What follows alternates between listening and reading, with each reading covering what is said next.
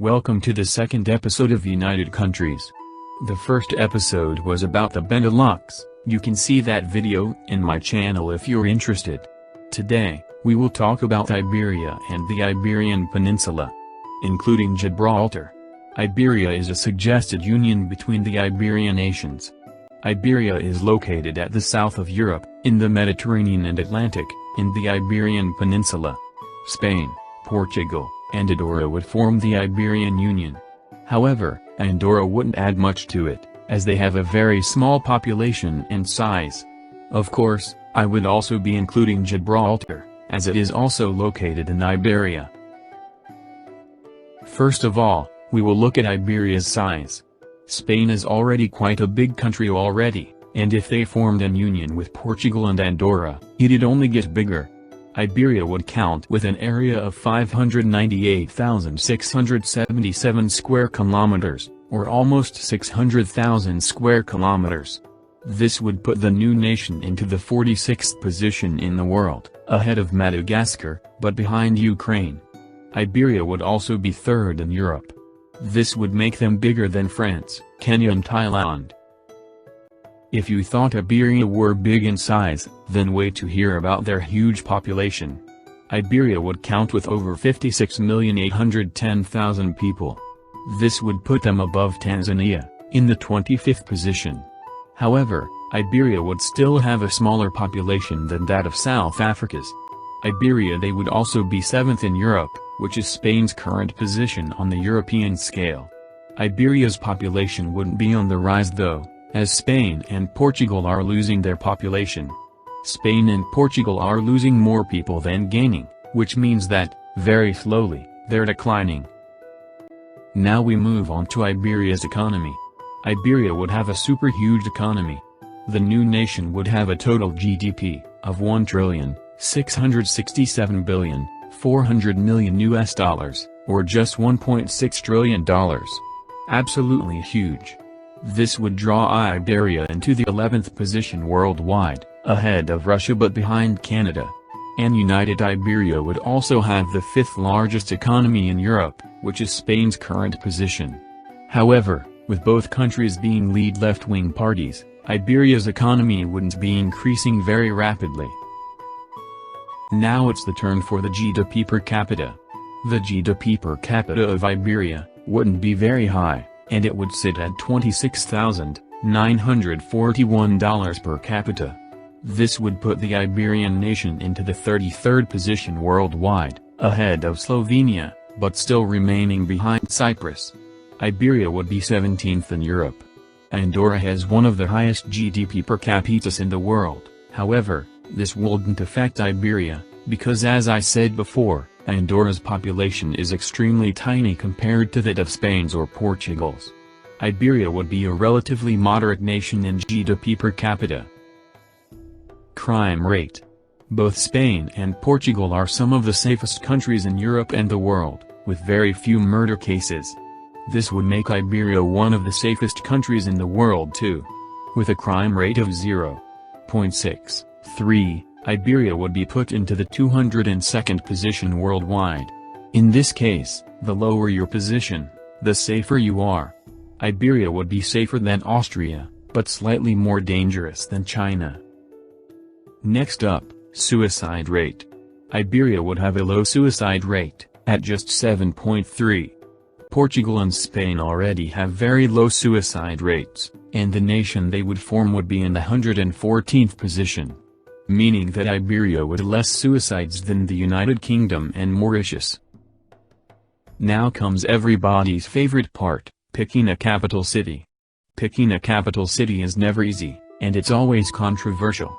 To pick a capital we need to look at the biggest cities inside Iberia. The biggest, in both size and population, is by far Madrid, in Spain.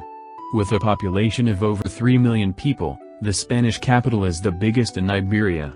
Second place is Barcelona, with over 1.6 million people. Valencia follows, with over 800,000 people.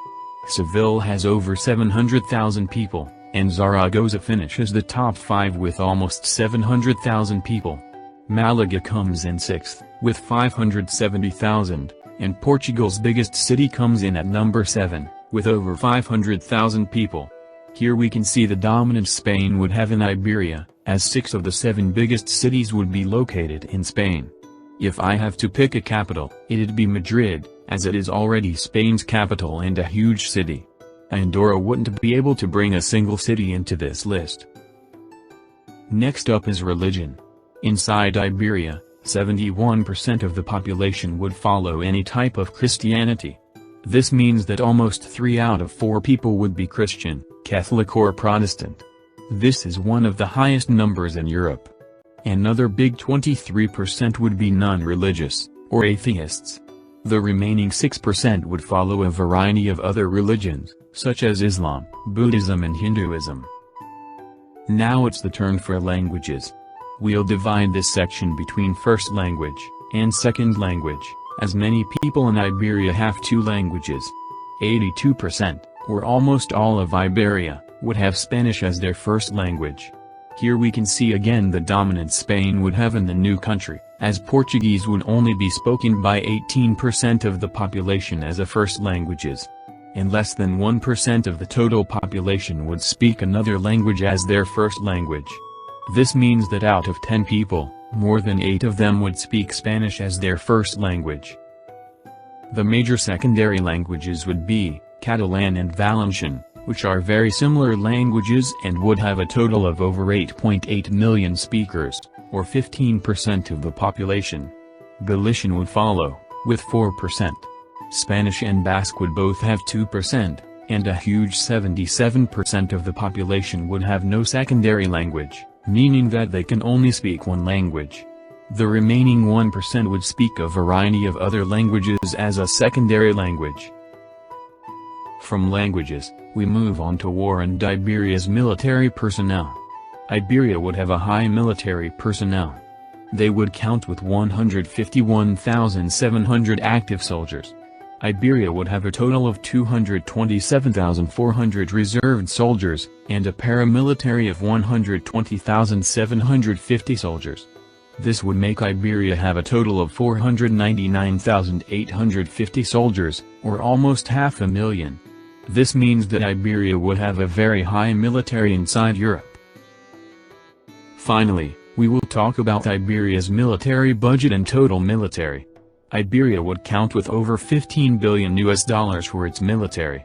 That's one of the highest in the world, and it'd be close to getting into the top 10 highest military budgets. The total military of Iberia would, moderate. Iberia would have enough resources, war vehicles, soldiers and a high budget in case of war. Of course, Iberia would not be invincible, and unless they have strong allies in a major war, Iberia would struggle. Iberia would also have a lot of bombs and advanced weapons, and the possibility of creating an atomic bomb in the future. Iberia's military would only increase if Spain and Portugal united. And that's it for Iberia. Of course I could have talked about more stuff, but I think what I've shown you gives you a pretty good image of how Iberia would look like as a new formed nation. Honestly, I doubt this union would ever work out, or even form, as the Portuguese, Spanish and Andorran people would rather remain as separate countries. I also doubt this union would work, as Spain isn't very united itself, as the independence movements of Catalonia and the Basque country are only getting bigger each day, but it would be cool to see a united Iberia.